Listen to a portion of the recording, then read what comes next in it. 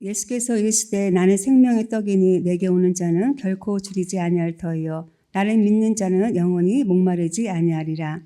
그러나 내가 너희에게 이르기를 너희는 나를 보고도 믿지 아니하는도다 하였느니라. 아버지께서 내게 주시는 자는 다 내게로 올 것이요 내게 오는 자는 내가 결코 내쫓지 아니하리라. 내가 하늘에서 내려온 것은 내 뜻을 행하려 함이 아니요 나를 보내신 이의 뜻을 행하려 함이니라. 나를 보내신 이의 뜻은 내게 주신 자 중에 내가 하나도 잃어버리지 아니하고 마지막 날에 다시 살리는 이것이니라. 내 아버지의 뜻은 아버지를 보고 믿는 자마다 영생을 얻는 이것이니 마지막 날에 내가 이를 다시 살리리라 하시니라. 아멘. 오늘 우리가 함께 나눌 말씀의 주제는 예수님께서 친히 하신 선언 에고 에이미 나는 생명의 떡이다입니다. 육신의 양식은 우리를 잠시 채워주지만 예수님은 우리 영혼을 영원히 살리는 참된 생명의 양식임을 믿습니다.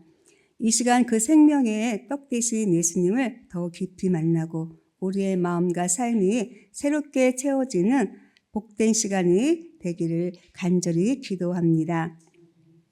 오늘 설교 제목인 에고에임이 생명의 떡이다. 이 제목 보시고 에고에이미가 무슨 말인가 이렇게 궁금하셨을 것 같습니다. 이 에고에이미는 헬라어입니다. 영어로는 I am에 해당하고 우리말로 번역하면 나는 뭐뭐이다 라는 말입니다. 요한복음에 대표적으로 7개의 에고에이미가 등장합니다. 예수님께서 자신을 7번 에고에이미로 선언하셨습니다. 오늘 말씀이 나는 생명의 떡이다. 둘째로는 나는 생명의 빛이다. 나는 양의 문이다. 나는 선한 목자이다. 나는 부활이요 생명이다. 나는 길이요 진리요 생명이다. 나는 참 포도나무이다. 아마 한 번씩은 다 들어보셨을 것 같습니다. 예수님이 이 땅에 오셨을 때 많은 사람들은 예수님을 향해 랍비라고도 부르고 선지자라고도 불렀습니다. 그때까지만 해도 사람들은 예수님이 누구인지에 대해 정확하게 알 수 없었습니다.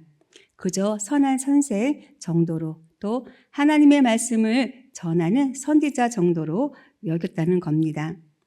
그러나 예수님은 7개의 에고에이미로 자신을 공개적으로 선언하시며 인간의 모든 필요를 채워주시는 구원과 영원한 생명을 주시는 유일하고도 절대적인 예수님의 정체성과 존재를 명확하게 드러낸 것입니다.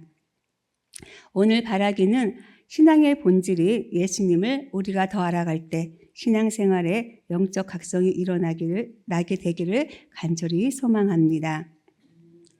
요한복음은 사복음서 가운데 유독 어떤 복음서보다도 예수님은 왜 하나님인가에 관해서 가장 우리의 눈을 크게 열어주는 책입니다.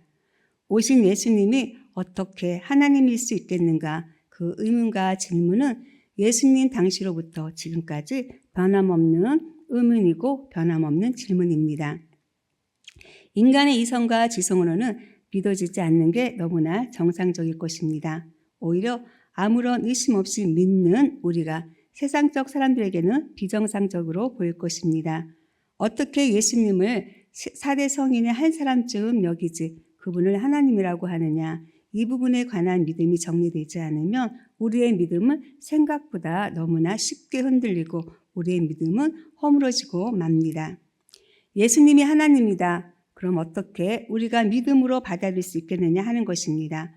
그래서 우리는 다시 이 예수님의 기초한 든든한 신앙에서 시작되지 않으면 우리는 뭘 믿든지 어느 순간 길을 잃어버리게 됩니다. 인간의 구원과 영원한 생명을 주시는 유일하고도 절대적인 존재임을 세상에 드러내셨던 그 예수님이 내 안에 계시다. 내 안에 계신 그 예수님이 그분이 하나님이다. 그 고백이 흔들리며 우리 신앙은 아무것도 아닙니다. 성도 여러분, 오늘날 우리는 과거 어느 시대보다 풍족하게 살고 있습니다.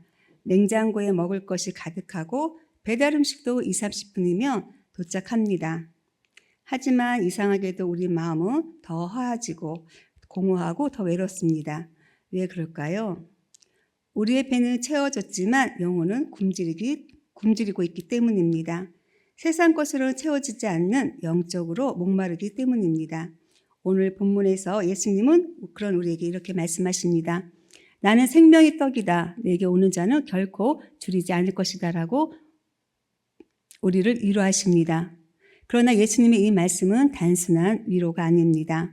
삶의 본질을 꿰뚫는 선언이며 영원한 생명으로 초대하시는 말씀입니다.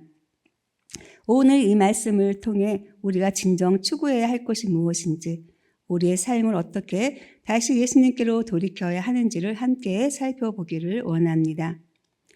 이스라엘 백성을 애굽에서 출애굽시키기 위해 하나님은 모세를 선택했습니다. 모세가 하나님께 부름받는 장면은 이렇습니다. 모세가 양떼를 치다가 하나님의 산 호렙에 도착하게 됩니다. 그런데 그 호렙에 불에 타지 않는 떨기나무 한 그루를 발견하게 된 겁니다. 모세는 그것을 발견하고 그 앞으로 가까이 나아갑니다. 가까이 나아갔을 때 하나님께서 모세를 만나 주셨습니다. 모세는 하나님께 이런 질문을 합니다. 당신은 누구십니까? 저를 부르시는 당신의 이름은 무엇입니까? 내가 무엇이라고 그들에게 말하리이까? 그렇게 질문을 하자 하나님은 이렇게 대답해 주셨습니다. 출애굽기 3장 14절 말씀입니다. 같이 읽어봅니다. 하나님이 모세에게 이르시되 나는 스스로 있는 자이니라. 또 이르시되 너는 이스라엘 자손에게 이같이 이르기를 스스로 있는 자가 나를 너에게 보내셨다 하라. 아멘. 하나님은 자신의 이름을 소개합니다. 자신을 나는 스스로 있는 자니라. 그러니까 하나님의 에고 에이미는 나는 스스로 있는 자였습니다.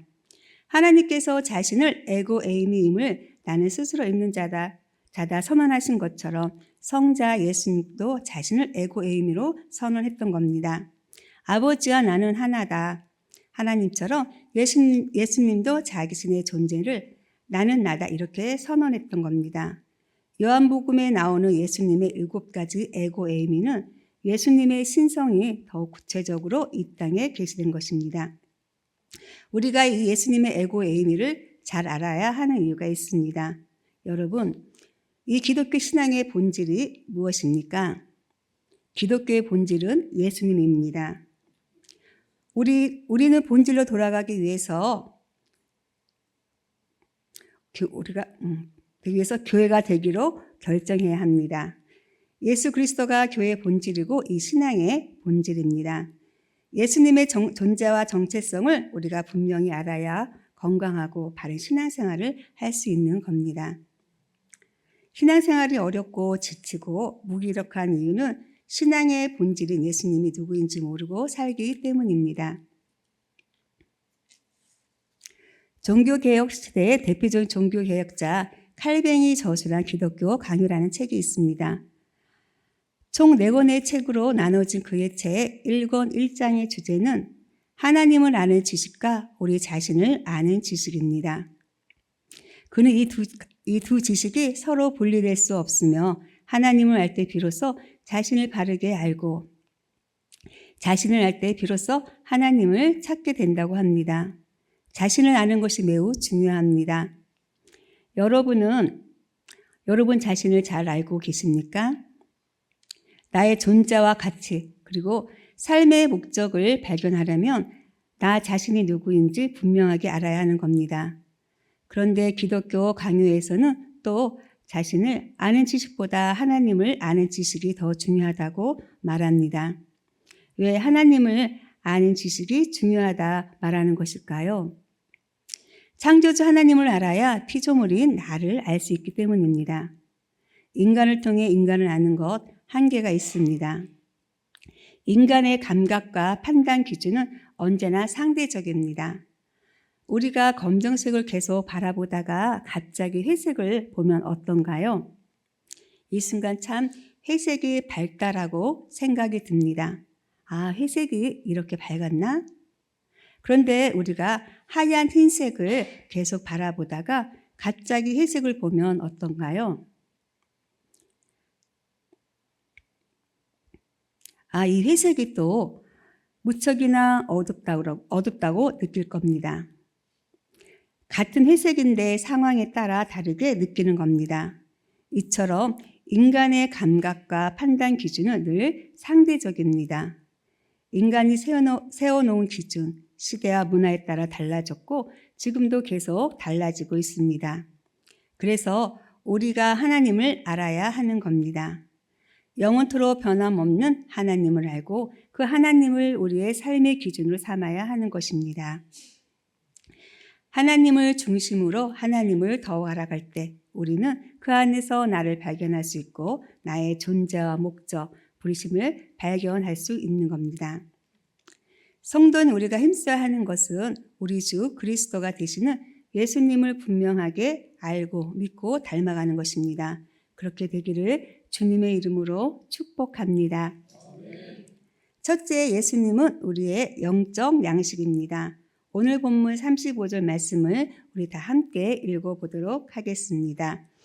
예수께서 이르시되 나는 생명의 떡이니 내게 오는 자는 결코 줄이지 아니할 터이요 나를 믿는 자는 영원히 목마르지 아니하리라. 아멘. 예수님은 자신을 향해 나는 생명의 떡이다 이렇게 선언하셨습니다. 동서고금을 막론하고 사람에게 중요한 것이 있습니다. 그것은 먹는 것입니다. 그래서 밥심으로 산다, 금강산도 식후경이다 라는 말도 있습니다. 아무리 재미있는 일이라도 배가 부르고 난 뒤에야 흥이 난다는 것을 비유적으로 이르는 말입니다. 또한 먹지 못하면 살지 못합니다. 예수님께서 자신을 나는 생명이다 이 말씀이 나오는 배경을 보면 예수님께서 오병이어로 5,000명을 먹이신 직후입니다. 여기서 나온 이 5,000명은 남자의 수만 5,000명입니다. 그곳에 있던 무리들은 떡과 물고기를 먹으면서 너무나 행복했을 겁니다. 성경은 그들이 배불렀다고 기록합니다. 예수님이 차려주신 떡과 물고기로 배부르게 먹었으니 그들이 얼마나 행복했습니까? 오병이의 사건을 경험한 그들은 몹시 흥분했습니다. 급기야 예수님을 자신들의 왕으로 세우려고 했습니다. 예수님은 그것을 알고 계속 피하셨습니다. 사람들은 그 피한 예수님을 계속 찾았습니다. 그들을 다시 만난 예수님은 이렇게 말씀을 하셨습니다. 요한복음 6장 26절 말씀입니다. 같이 한번 읽어보겠습니다. 예수님께서 내가 진실로 진실로 너에게 이르노니 너희가 나를 찾는 것은 표적을 본 까닭이 아니요 떡을 먹고 배부른 까닭이로다. 아멘. 우리가 주목해야 하는 단어가 있습니다. 이 표적이라는 단어입니다. 요한복음에는 표적이라는 말이 자주 사용됩니다. 다시 말해 표적이라는 말은 사건 자체가 아니라 그 사건의 의미와 그 사건을 일으킨 사람을 집중시키는 겁니다. 오병이어를 경험한 무리들은 표적을 보지 못했습니다. 단순히 떡을 먹고 배불렀던 기적만 보았던 겁니다. 그들이 만약 표적을 본 것이라면 물고기 2마리와 떡 5개로 5,000명을 먹이시고 12바구니 남긴 사건의 의미를 깨달았을 겁니다. 또한 그 놀라운 사건을 일으킨 예수님이 누구인지 발견했을 겁니다. 그러나 그들은 기적에 주목했고 또 다른 기적을 요구했습니다. 여러분, 기적이라는 것은 그냥 지나가는 사건입니다. 한 끼는 그렇게 때웠지만 시간이 지나고 나면 또 다시 배가 고픈 겁니다. 표적을 본다는 건 한 끼 밥에 만족하는 것이 아니라 한 끼 밥을 통해 예수님의 정체를 알아보는 겁니다. 예수님이 영원한 생명을 주실 분임을 알아차리는 겁니다. 그게 표적의 기능입니다. 사람들은 기적에만 주목했지 표적을 보지 못했습니다.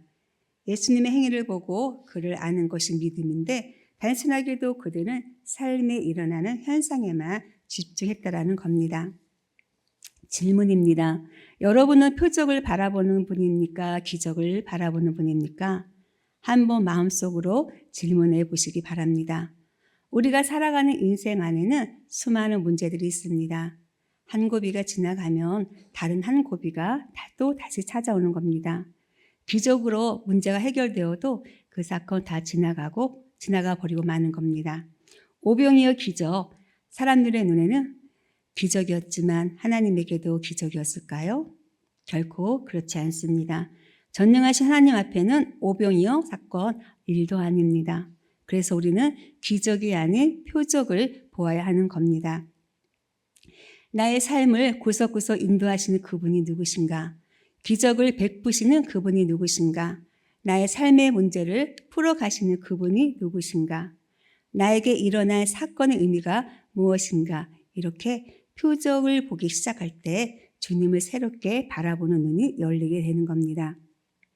사랑하는 성도 여러분, 이 시간 예배 드릴 때 한 끼 밥을 얻기 위해서가 아니라 기적을 구하는 것이 아니라 표적이 되시는 예수님을 만나는 시간이 되기를 바랍니다.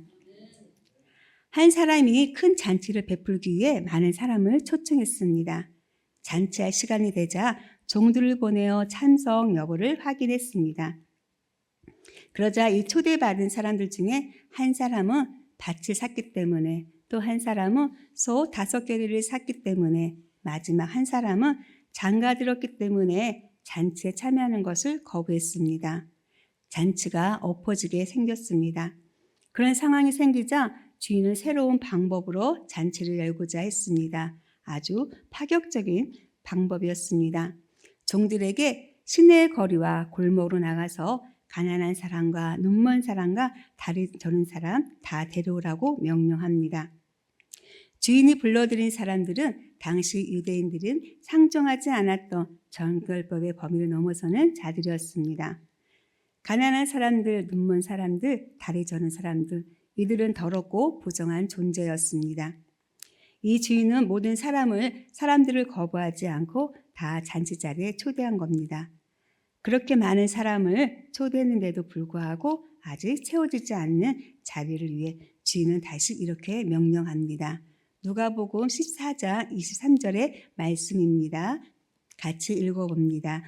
주인이 종에게 이르되 길과 산 울타리가로 가서 사람을 관건하여 데려다가 내 집을 채우라. 처음에는 시내의 거리와 골목이었습니다. 아주 작은 단위였죠. 그런데 이제는 큰 길과 산 울타리까지 확장된 겁니다. 무엇을 말해주는 겁니까? 주인의 잔치에 누구나 참여할 수 있게 되었다는 겁니다. 나는 생명의 떡이라는 예수님의 선언과 방금 말씀드린 큰 잔치의 비유는 아주 깊은 관련이 있습니다. 주인의 잔치에 이제 누가 참여할 수 있게 된 것처럼 예수님의 생명의 떡이라는 것은 누구든지 예수 앞으로 나아가면 영원한 생명을 얻을 수 있다는 겁니다. 유대인들이 세워놓았던 율법의 울타리들, 예수님이 모두 다 걷어낸 겁니다. 생명의 떡은 구원의 개방성을 말하는 것입니다. 구원의 문이 예수님으로 인해 활짝 열렸습니다. 예수님의 이름을 부르는 자, 예수님 앞으로 나아오는 자, 예수님을 믿고 따르는 모든 자에게 차별 없는 구원과 은혜를 베풀어 주셨습니다. 그 은혜를 오늘 저와 여러분이 다 누리고 있는 겁니다. 여러분, 우리는 죄를 가지고 태어났습니다. 이 원죄는 무엇으로 시작되었습니까? 먹는 것으로 시작된 것입니다. 아담이 선악과를 먹음으로 인간에게 죄가 들어왔습니다. 성경은 인간이 죽는 것은 죄로 인한 결과다. 이렇게 분명히 기록하고 있습니다. 그렇다면 예수님께서 이 땅에 오신 목적은 무엇입니까? 우리를 죄에서 구원하시기 위해 이 땅에 오셨습니다. 죄에서 자유를 얻게 하시려고 우리를 죽음에서 생명으로 옮기시기 위해 이 땅에 오셨습니다. 예수님께서 선언하신 생명의 떡, 그 떡을 먹는 자는 생명을 얻게 된다 말씀하십니다. 죄의 문제를 깨끗하게 해결해 주신 겁니다. 마태복음 26장 26절 말씀을 우리 다 함께 읽도록 하겠습니다. 그들이 먹을 때 예수께서 떡을 가지사 축복하시고 떼어 제자들에게 주시며 이르시되 받아서 먹으라 이것이 내 몸이라 하시고 아멘. 예수님은 자신의 몸을 깨뜨리시고 희생하셔서 우리에게 생명의 양식으로 그 몸을 다 나눠주셨습니다. 그것이 바로 생명의 떡입니다. 신앙이란 예수님을 먹고 마시는 겁니다. 예수님을 먹고 마심으로 내 안에 예수의 생명이 들어와야 우리가 생명력 있는 일상을 살아갈 수 있는 겁니다. 나는 생명의 떡이니 내게 오는 자는 결코 줄이지 아니할 것이고 나를 믿는 자는 영원히 목마르지 않는다. 예수님은 말씀하셨습니다. 다르게 표현하면 생명의 떡을 먹지 않는 사람은 줄일 수밖에 없고 타는 목마름으로 살아갈 수밖에 없다는 말입니다. 여러분은 하루하루를 살아갈 때 어떻게 사셨습니까? 풍성한 생명으로, 풍성한 은혜로 사셨습니까? 아니면 줄이고 타는 목마름을 가지고 사셨습니까? 요한복음 6장 40절 말씀입니다. 함께 읽겠습니다. 6장 40절 내 아버지의 뜻을 영생을 얻는 것이 마지막 날에 내가 이를 다시 살리리라 하시니라. 둘째, 생명의 떡을 취하는 것은 믿음과 순종입니다. 믿음과 순종으로 예수님을 받아들이는 것입니다. 아들을 보고 믿는 자마다 믿음으로 생명의 떡을 취하는 것입니다. 영생과 부활이 믿음과 순종의 열매입니다. 생명의 떡을 먹는 것은 다른 말로 하면 하나님의 말씀을 매일 먹는 것입니다. 매일 나에게 주시는 생명의 말씀을 듣고 그 말씀을 먹고 그 말씀을 따라 말씀에 순종하며 살아가며 줄이지 않고 목마르지 않는 삶을 살게 되는 겁니다. 신앙인에게 분명한 우선순위가 있어야 합니다. 마태복음 4장 4절의 말씀입니다. 같이 읽겠습니다. 예수께서 대답하여 이르시되 기록되었으되 사람이 떡으로만 살 것이 아니요 하나님의 입으로부터 나오는 모든 말씀으로 살 것이라 하였느니라 하시니라. 사람이 떡으로만 사는 것이 아니다. 주님은 우리에게 가르쳐 주십니다. 이 세상을 살아가기 위해서는 떡도 필요합니다. 돈도 필요하고 여러 가지 필요한 것들이 있습니다. 살아가기 위해 그것들 필요하다는 것 예수님도 다 알고 계십니다. 이런 것들을 얻기 위해 일하지 말라. 세상의 것들 아무 소용없다. 그런 말씀 아닙니다. 주님이 강조하시는 것은 삶의 우선순위를 하나님의 말씀에 두라는 것입니다. 하나님의 입에서 나오는 말씀대로 살아갈 때 세상이 줄 수 없는 하늘의 기쁨과 행복을 우리는 누리게 되는 겁니다.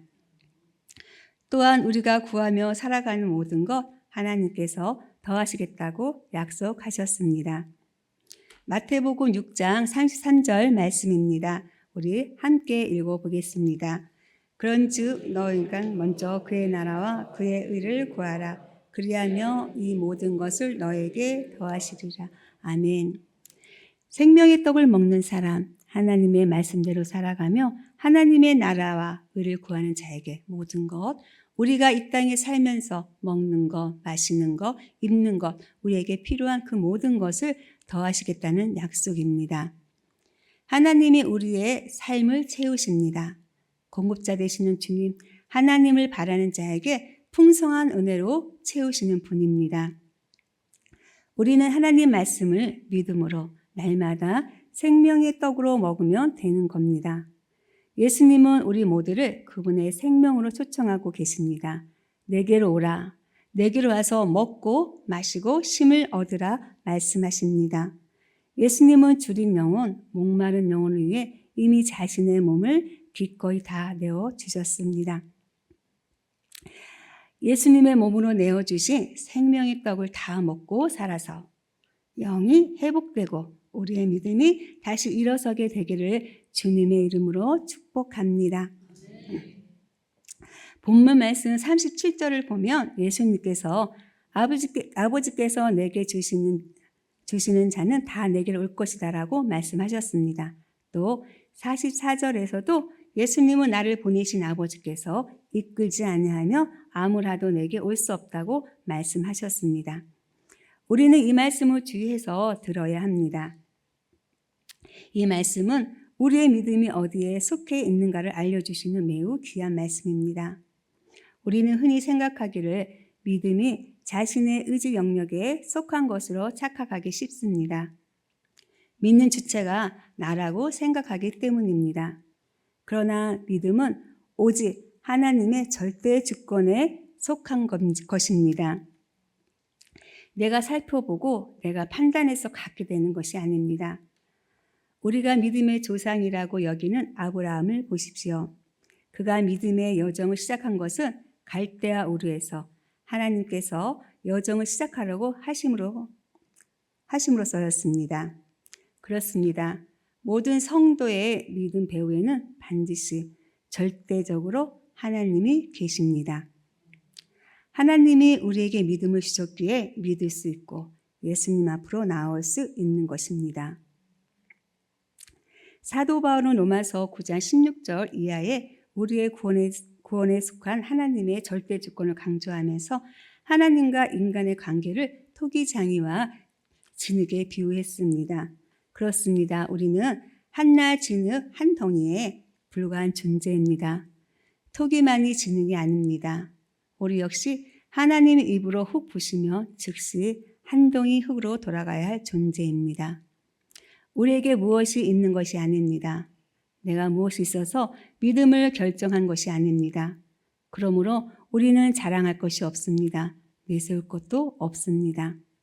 다만 우리는 우리로 하여금 예수 그리스도께서 믿게 하신 그 하나님을 감사와 눈물로 찬양할 뿐인 것입니다. 자기를 위해 사는 자가 있어서는 안 됩니다. 자기를 위해 죽는 자도 있어서는 안 됩니다. 여러분, 그것은 성도가 아닙니다. 이름만 성도일 뿐이지 실상은 세상 사람입니다. 성도가 가슴에 품어야 할 것은 세상 욕심이 아닙니다. 주의 법입니다. 이렇게 하나님의 사명을 위한 전혀 새로운 존재가 거듭 태어나야 저 천국 하나님 나라를 갈 수 있습니다. 하나님 나라는 돈으로 가는 것이 아닙니다. 잘 먹고 건강해야 들어가는 것이 아닙니다. 이스라엘 백성이 결국 가나안으로 들어간 것도 그들이 만나를 먹고 건강해서 그 힘으로 간 것이 아닙니다. 믿음으로 갔습니다. 힘으로도 능으로도 되지 않는 일이 있지만 결국은 믿음으로 그 힘든 걸음을 성큼 옮길 수 있었습니다. 오병이어 이야기로 다시 돌아가 보겠습니다.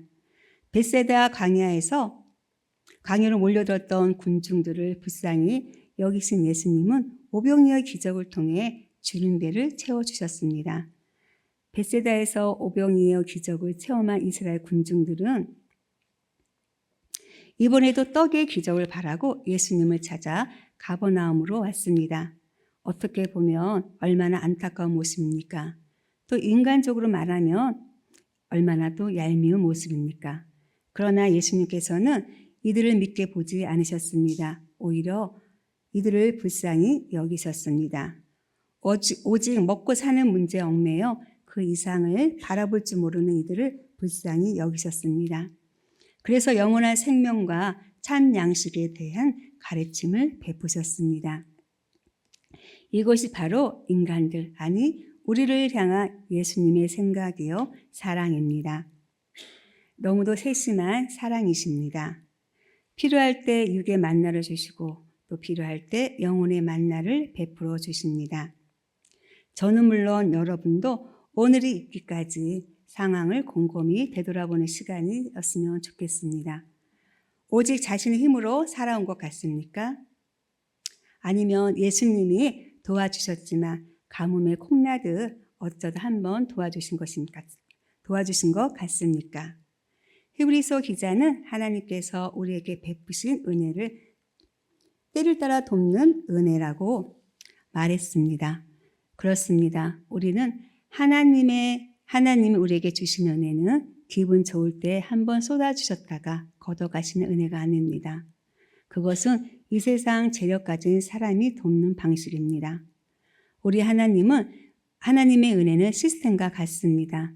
물이 필요할 때는 물을 주시고 물질이 필요할 때는 물질을 주시며 경우에 따라 고난을 통해 성장해야 하면 고난을 주셔서 우리의 교만이나 불신앙을 고치시는 은혜입니다. 이 은혜가 있기에 오늘 우리가 있을 수 있습니다. 그래도 부족하게나마 우리에게 겸손도 있고 믿음도 있습니다. 하나님 앞에서는 부끄럽지만 그래도 믿음의 추억, 신앙 인격이라는 것도 있는 것입니다. 그러므로 이 은혜에 감사하며 안에서 점점 강해지시고 은혜로 말미암아 그리스도의 있게까지 자라가는 복된 여러분이 되시기를 간절히 바랍니다. 예수님을 날마다 믿고 따르는 삶, 말씀을 가까이 하고 기도하며 그분의 임재를 누리는 삶이 바로 생명의 떡을 먹는 삶입니다. 여러분, 예수님은 단순히 좋은 분이 아니에요. 그분은 우리의 생명이십니다. 그분을 믿는 사람은 결코 줄이지 않습니다. 그분의 사랑을 경험한 사람은 결코 목마르지 않습니다. 혹시 지금 여러분의 영혼은 무엇으로 배부르고 있나요? 예수님은 하늘에서 내려온 생명의 떡으로 우리의 영혼을 영원히 살리십니다. 나는 생명의 떡이니 내게로 오는 자는 결코 줄이지 아니하리라. 오늘 이 시간 다시 예수님께 돌아가기를 원합니다. 그분으로 채워지길 원합니다. 믿음으로 말씀 따라 순종하여 영원한 생명의 근원이신 양식을 먹으며 살아가는 우리의 삶 속에 참된 만족과 영생 기쁨이 넘치길 축복합니다. 온 마음을 다해 하나님께 찬양드리겠습니다. 나의 반석이신 우리의 반석 되신 하나님을 찬양합니다.